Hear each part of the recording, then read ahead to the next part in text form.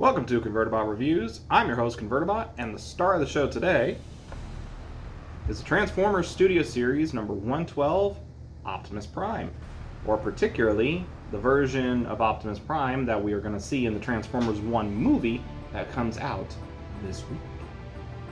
And yeah, I can already tell you right now, out of the box, he don't look half bad. Actually, not a bad representation of Optimus Prime. Granted, haven't seen the movie yet. Get to that. But so far so good. Let's get into it. Quick disclaimer, I have seen Transformers 1 as of making this, and great movie, but I'm not spoiling it here, or at least I'll try not to spoil it. Definitely recommend seeing it, and if you want to, there is a spoiler-ish review on my channel that you can check out, link in description. Now, moving on to the actual figure itself, painting and sculpting is pretty darn good, though I do have an issue with the color choice for part of this figure. My only real gripe with this figure is the painting and sculpting is not the greatest. Alright, the paint doesn't stand out enough compared to the mainline figure. But the main issue is that the gray they went with on the figure itself is more of a yellowish gray. It's not terrible, but I don't know if you've seen any of the movie trailers for Transformers 1 or seen the movie at this point. Yeah, I'm missing a lot of that shine. Alright, that the figure, that the actual character has, which unfortunately leaves a lot to be desired. It's not bad, but when the cheaper mainline has better paint, there's a little bit to be desired. While the painting is lacking, the accessories aren't. He mainly comes with his Energon axe and a blaster for his vehicle mode. However, the Energon axe is just done in a clear blue plastic that, when not put on his hand, can actually store on his back, which is a very nice thing. I'm always a fan of weapon storage. The blaster can store in his backpack as well, though that connection, yeah, it sucks. I wouldn't even bother with it. If anything, I would just throw it to the side. You don't need it. Two other weapons he does have are these smokestacks that actually come off and can be faux blasters.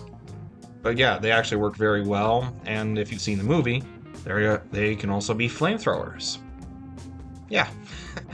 Optimus Prime's got flamethrowers now. Who'd have thought? Alright, so for posability on good old 112 here is pretty darn basic for a, well, mainline deluxe. Mainline Studio Series deluxe, not a mainline deluxe.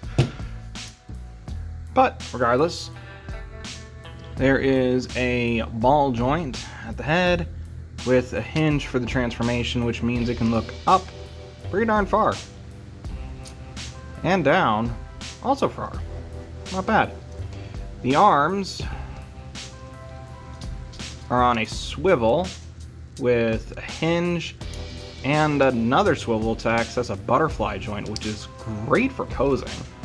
Alright, plus, because of the transformation, you can actually extend them to get more reach out of it, which, yeah, it's pretty neat. You got a bicep swivel, alright, with bend at the elbow, and hand is on a full 360.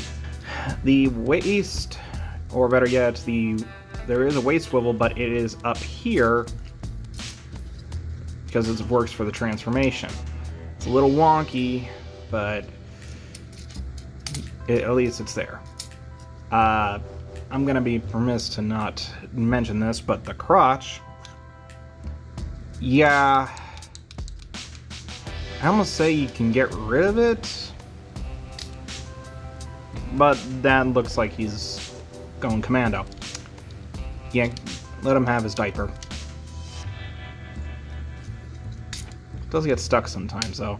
If you push it down here, then it just, yeah, it actually gets stuck. But you don't want that because it blocks leg movement, which is on a ball joint here, which means it can go forward so far, back that far. a nice deeper than 90-degree bend at the knee, and a absolutely beautiful ankle pivot, with also some toe articulation as well, but that's more for the transformation, so just gonna ignore that. And of course, you can do the full splits. Your disposability it's great. Alright, it's everything you would want in a mainline figure. The only issue is that its proportions and little placement of the joints, is particularly that waist. It works for the figure, but it just looks weird. I don't know. This isn't the perfect representation of the Transformers 1 Optimus, but it does get the job done.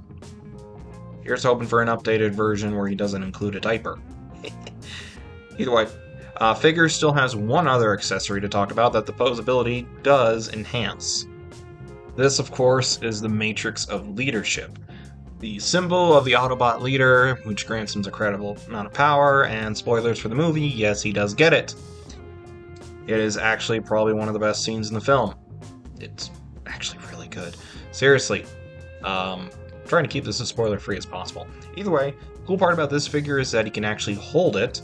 There are two slots on both of his hands where the Matrix can actually tab into. And yeah, combine the posability and you can get some nice shots. With that being said, let's move on to some size comparison. Here we have Studio Series 112 Optimus Prime next to the Prime Changer mainline tie-in for the movie, the Mechanical Skull Studio Sirius, the Furai model kit Shockwave, and of course our previous review, the SH Monster Arts Red Eyes Black Dragon, which surprisingly is not much bigger than this figure. Now of course, the best part about a Transformer figure is the transformation. So cue the music and let's get this rolling. Transform and roll out.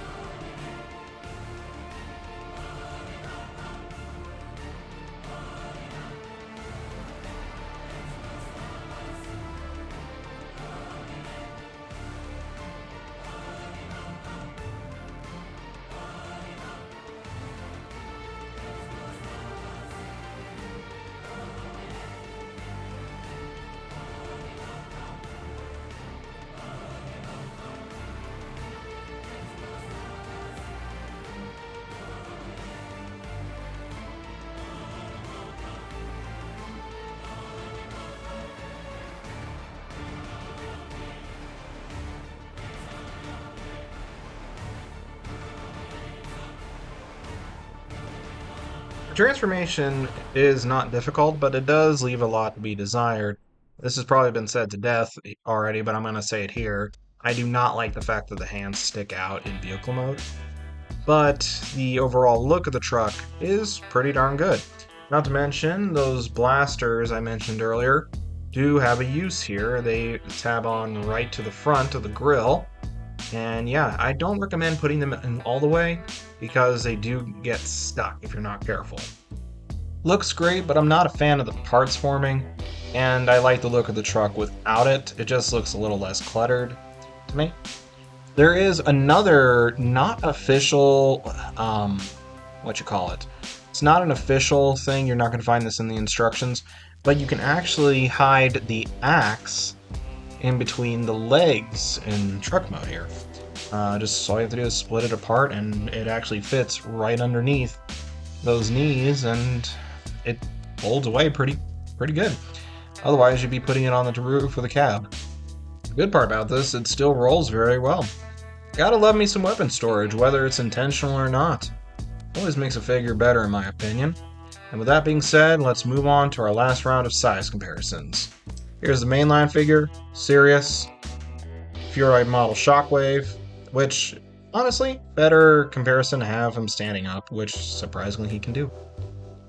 Okay, to wrap it up, figure's not bad. Alright, he's actually very good. I love the posability. Alright, I love the design. I love the fact that he does come with a matrix and can hold it. That's all already. It's like they hit all the bullet points needed for Optimus. It just wish the painting was a little better. It wasn't this, like, piss gray. Beggars can't be choosers. This is a toy meant for kids, not entirely meant for collectors. So, take it as it is. Still going to be getting the rest of the Transformers 1 figures. Alright, I mean, come on. Megatron looks decent. RCE, or Elita 1 and Bumblebee look great. And then Sentinel Prime. Yo! To quote one of my buddies, that battle mode is worth it. Alright, and I got the mainline ones, and that was a pretty good figure. Either way, I'm Convertabot. That's Optimus. Not Orion Pax, Optimus. And, yeah. As for my next review, it's, well, let's just say it's a triple threat because I got no idea what came over them to make this set. Stay tuned.